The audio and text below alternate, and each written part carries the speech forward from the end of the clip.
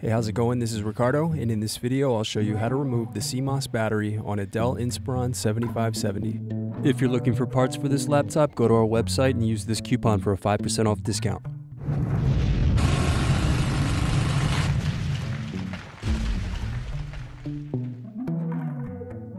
First, remove bottom base screws.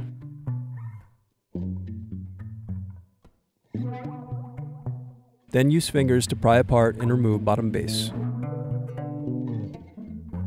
Now unscrew and disconnect battery.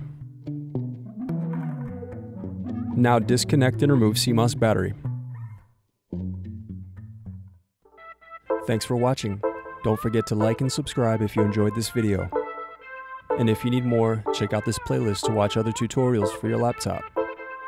You can also click here to find parts for your laptop at partspeople.com.